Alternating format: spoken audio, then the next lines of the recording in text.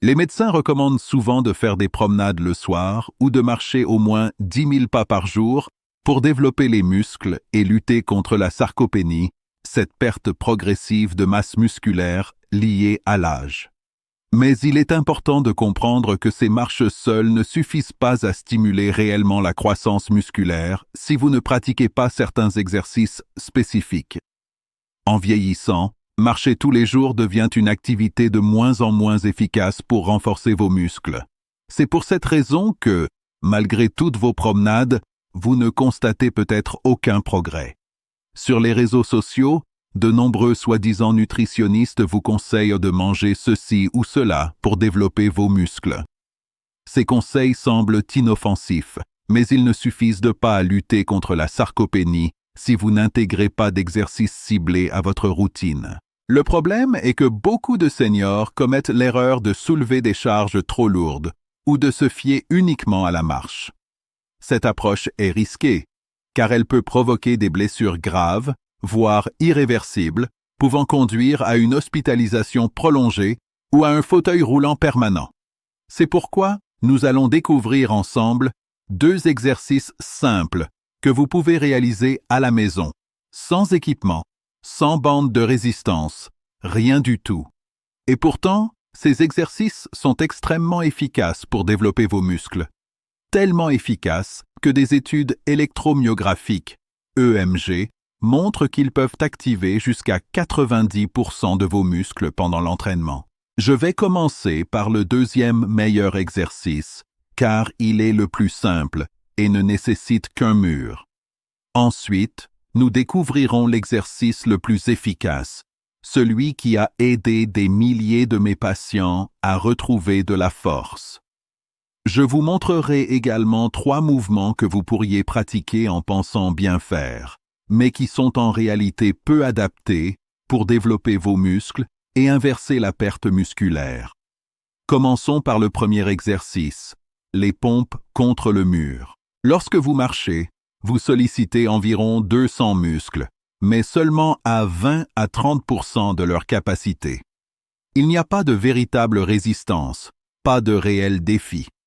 Les pompes contre le mur, en revanche, font travailler vos pectoraux, vos épaules, vos triceps et vos muscles du tronc à 60 à 70% de leur potentiel. Cela représente 3 fois plus de stimulation musculaire.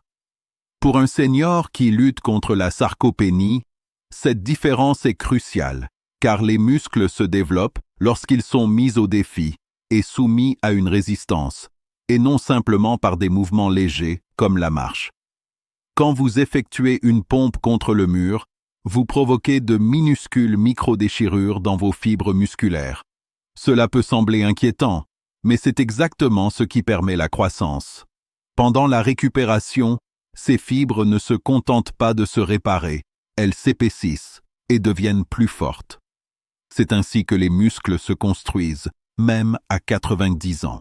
Un fait peu connu est que les pompes contre le mur déclenchent un mécanisme appelé mécanotransduction. Vos cellules musculaires ressentent le stress mécanique et envoient des signaux à l'ADN pour produire plus de protéines et développer davantage de tissus musculaires. En d'autres termes, cet exercice ne se contente pas de faire travailler vos muscles. Il indique littéralement à votre corps de fabriquer plus de muscles. Pour les seniors qui perdent du muscle chaque année, c'est une véritable révolution.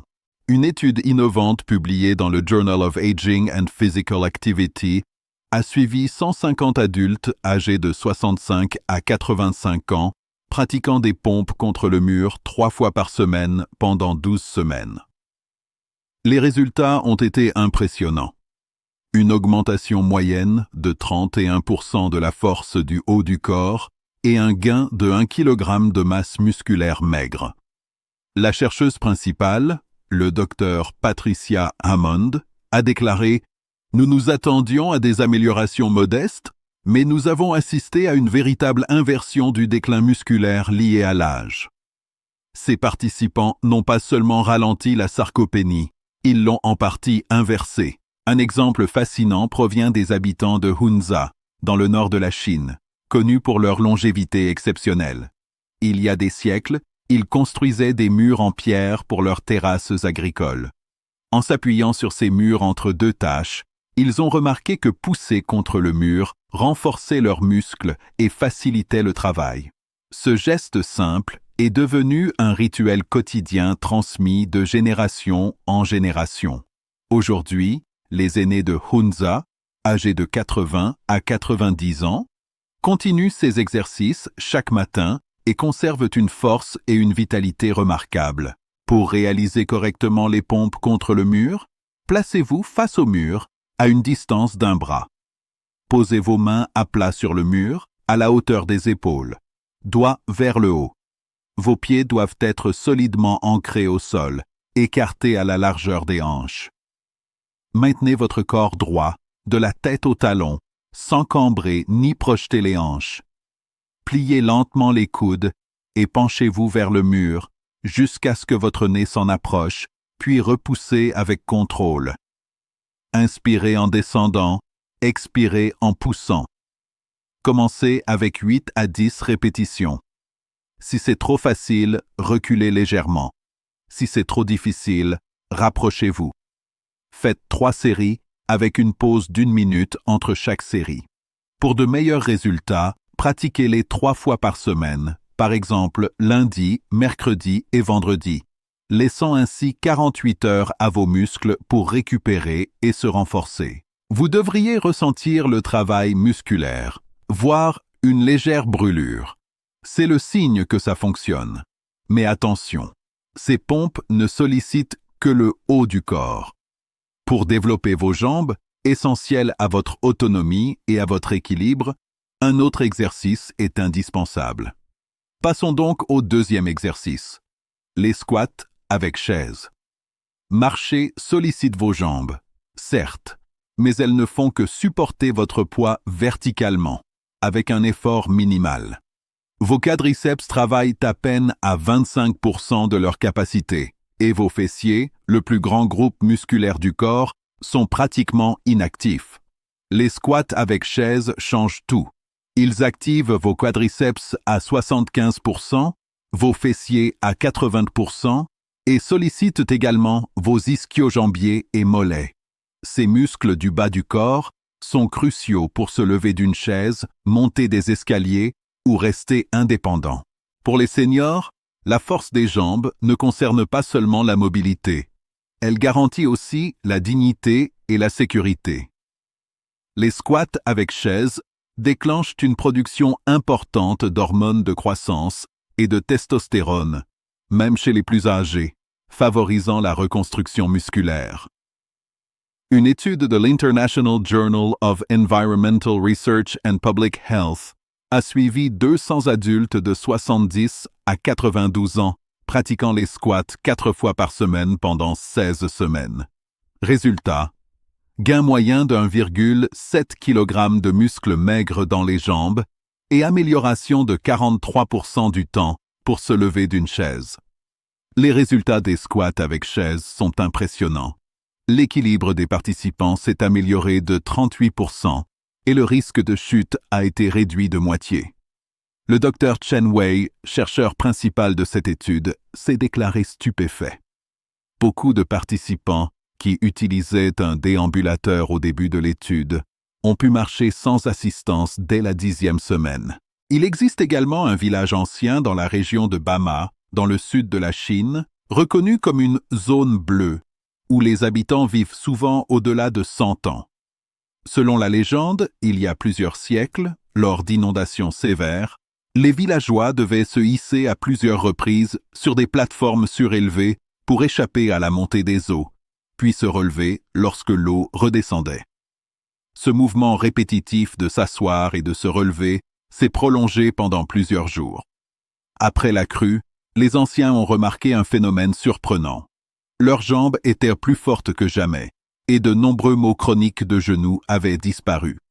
Ce geste simple est devenu un rituel quotidien et, encore aujourd'hui, les centenaires de Bama pratiquent ce qu'ils appellent la respiration sur plateforme, essentiellement des squats avec chaise matin et soir.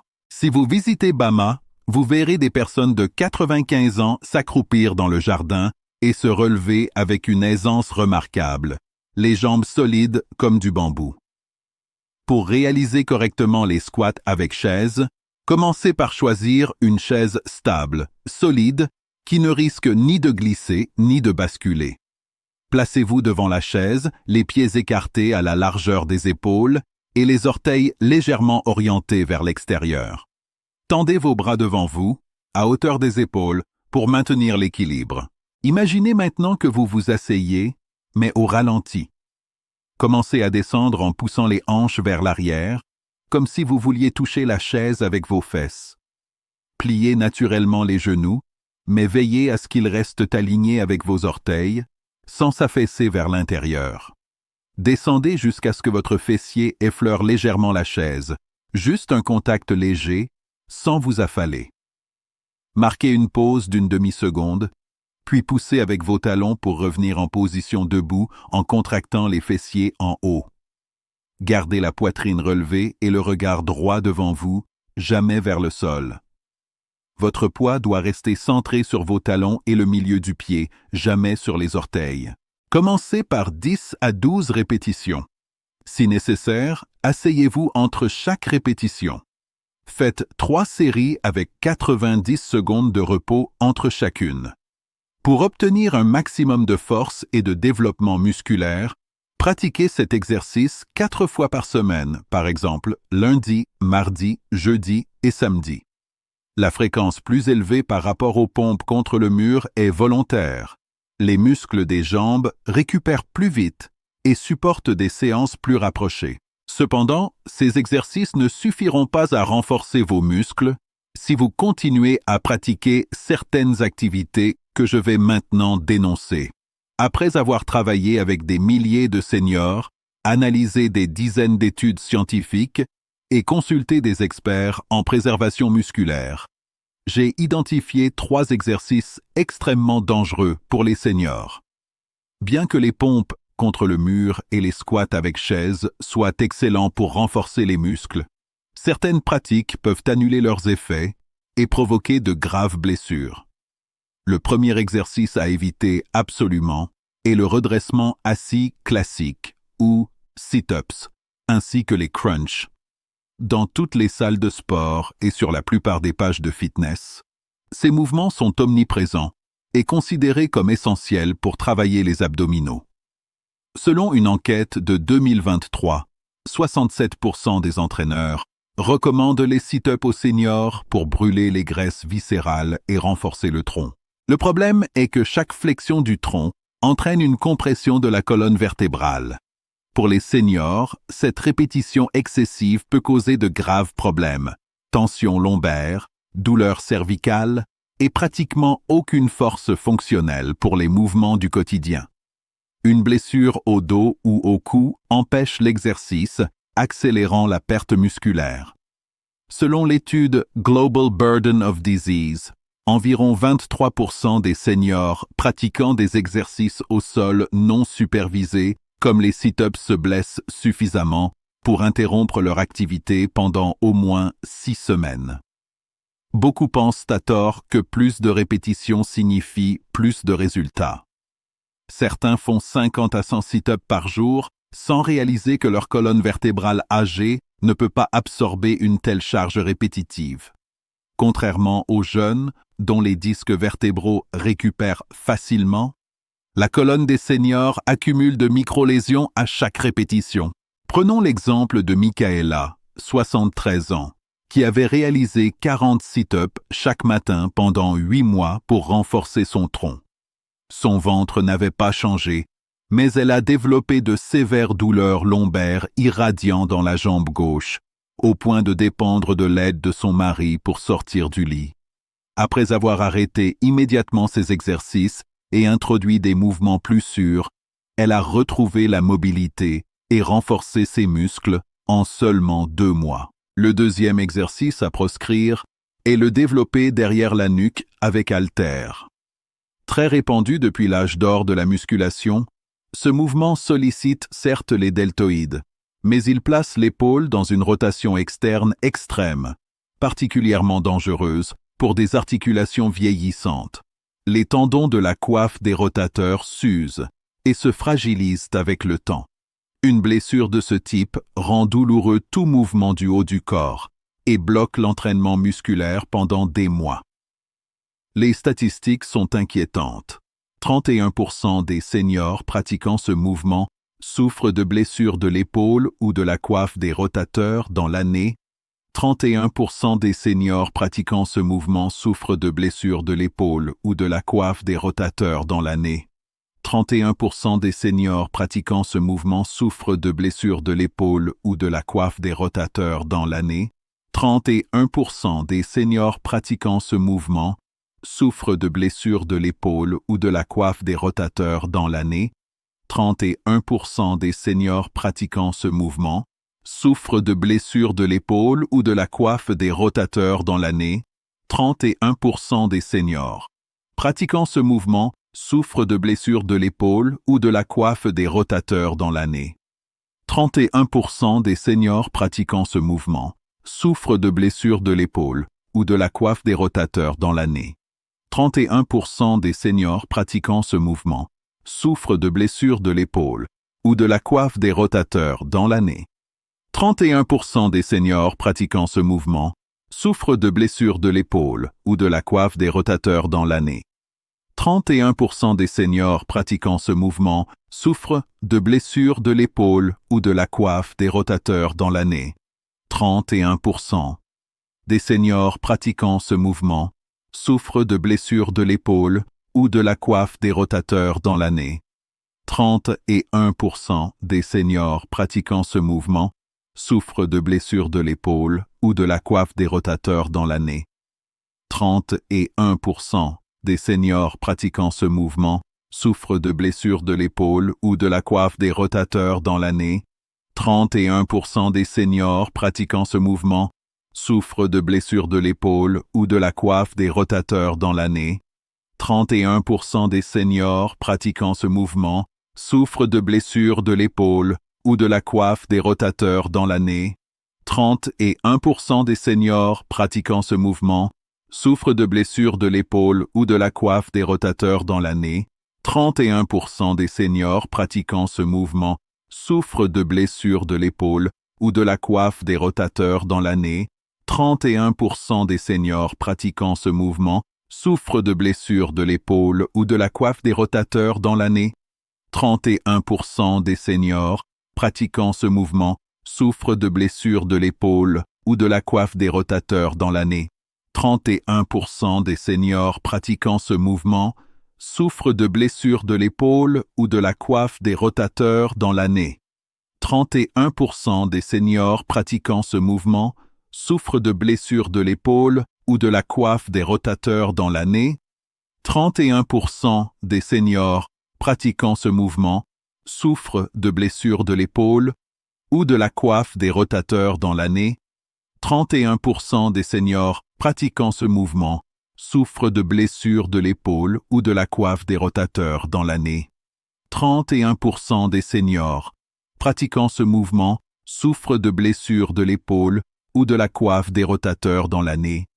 31% des seniors pratiquant ce mouvement souffrent de blessures de l'épaule ou de la coiffe des rotateurs dans l'année. 31% des seniors pratiquant ce mouvement souffrent de blessures de l'épaule ou de la coiffe des rotateurs dans l'année. 31% des seniors pratiquant ce mouvement souffrent de blessures de l'épaule ou de la coiffe des rotateurs dans l'année. 31% des seniors pratiquant ce mouvement souffrent de blessures de l'épaule ou de la coiffe des rotateurs dans l'année. 31% des seniors pratiquant ce mouvement souffrent de blessures de l'épaule ou de la coiffe des rotateurs dans l'année. 31% des seniors pratiquant ce mouvement souffrent de blessures de l'épaule ou de la coiffe des rotateurs dans l'année. 31% des seniors pratiquant ce mouvement souffrent de blessures de l'épaule ou de la coiffe des rotateurs dans l'année. 31% des seniors pratiquant ce mouvement souffrent de blessures de l'épaule ou de la coiffe des rotateurs dans l'année. 31% nécessitant parfois chirurgie ou rééducation longue. Enfin, le dernier exercice à éviter est la extension profonde des genoux sur machine. Bien que les quadriceps travaillent, cette action crée une force de cisaillement importante sur l'articulation du genou. Une fois la structure endommagée, il devient impossible de réaliser efficacement des exercices pour le bas du corps. Cette machine n'a été conçue que pour la rééducation supervisée, pas pour l'entraînement de force générale avec des charges lourdes. Si vous souhaitez développer vos muscles et éviter les blessures, il est impératif de stopper ces 3 exercices et de privilégier les pompes contre le mur et les squats avec chaise. Pour terminer, il faut rappeler une vérité fondamentale. L'exercice seul ne suffit pas. La construction musculaire repose pour 80% sur l'alimentation et 20% sur l'activité physique. Même avec des pompes et squats parfaits, si vous ne fournissez pas à vos muscles les protéines nécessaires à la réparation et à la croissance, vos efforts seront inefficaces. C'est pour cela que j'ai créé un plan alimentaire complet, riche en protéines, spécialement conçu pour les seniors qui souhaitent combattre la sarcopénie et reconstruire leur masse musculaire. Il comprend plus de 93 recettes simples, savoureuses et optimisées pour la récupération et la croissance musculaire après l'entraînement, pour le petit déjeuner, le dîner et les collations.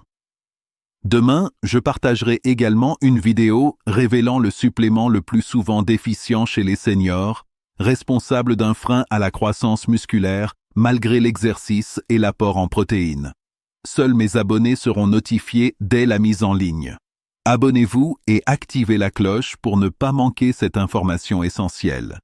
Commencez dès maintenant les 2 exercices. Alimentez correctement votre corps et observez vos forces revenir progressivement.